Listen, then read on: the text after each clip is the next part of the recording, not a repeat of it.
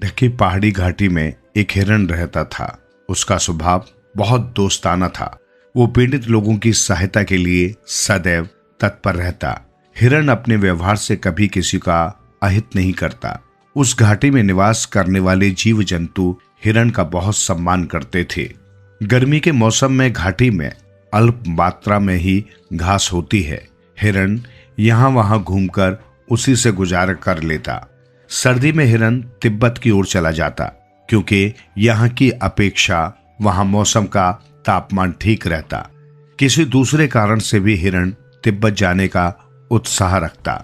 उसे नमक बहुत अच्छा लगता और तिब्बत की पहाड़ियों में पर्याप्त मात्रा में नमक मिल जाता। एक सर्द मौसम में जब हिरण तिब्बत की यात्रा पर था, रास्ते में उसे एक शेर मिला। शेर ने हिरण से कहा, मैं भूखा हूं और मैं तुम्हें खाना चाहता हूं। हिरण शेर की बात सुनकर बहुत घबराया। हिरण ने पूछा, कौन? मैं। शेर ने गुर्राते हुए जवाब दिया, हाँ, तुम और कौन? हिरण ने डर से कांपते हुए कहा, देखो, मेरी ओर देखो, मैं तो केवल हड्डी का ढांचा मात्र हूं, बहुत ही दुबला पतला। शेर ने कहा, मेरे पास अन्य कोई शिकार नहीं है, ऐसे में तुम जैसे को खाकर ही मुझे काम चलाना होगा। हिरण ने गिड़गिड़ाते हुए शेर से अनुरोध किया कि मैं तिब्बत की यात्रा पर हूं, वहां जाकर खूब नमक खाऊंगा और मोटा तंदुरुस्त होकर लौटूंगा। तब तक के लिए मुझे छोड़ दीजिए। उससे मुझे क्या फायदा होने वाला है? शेर ने पूछा। मोटा और तंदुरुस्त खाने का सुनकर उसके जहन में भोजन का नक्शा उभर आया। पानी से उसका मुंह भर आया। उसने मुंह में जीभ को इस तरह घुमाया जैसे उसका स्वाद ले रहा हो। हिरण ने कहा, एक कमजोर दुबले हिरण की जगह तुम्हें मोटा तंदुरुस्त हिरण खाने को मिलेगा। तुम मुझे फिर कैसे मिलोगे? शेर ने हिरण से पूछा। अरे, इसमें क्या, ठंड के मौसम के अंतिम दिनों में मैं इसी रास्ते से वापस लौटूंगा। हिरण की बात से शेर राजी हो गया। उसे लगा, मुझे कुछ समय के लिए इस शिकार का इंतजार अवश्य करना पड़ेगा। इस बीच किसी दूसरे शिकार की तलाश करनी होगी।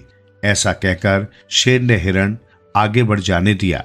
हिरण तिब्बत पहुंचकर नमक खाता, यहां वहां घूमकर घास चरता। वो सचमुच वहां बहुत स्वस्थ हो गया था। उसका शरीर मोटा हो गया, लेकिन जैसे जैसे वापसी के दिन नजदीक आते उसका मन खराब होता गया। वो निराश रहने लगा। अब कुछ दिनों का ही समय बचा है, फिर तो मुझे उस क्रूर शेर का शिकार हो जाना है। शेर रास्ते में बैठा मेरा आने का इंतजार कर रहा होगा। मैं अब किसी भी स्थिति में अपनी मौत को नहीं रोक सकता। ये सोचकर वो बहुत दुखी रहने लगा। उसे अपने ऊपर तरस आता, पर कोई बचने का रास्ता नजर नहीं आ रहा था। एक दिन उसके लौटने का समय आया। वो बहुत भयभीत था, साथ ही थका हुआ भी।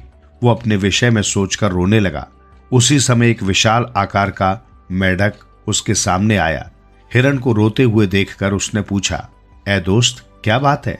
इतने स्वस्थ और मजबूत होते हुए भी तुम बच्चों की भांति क्यों रोते हो?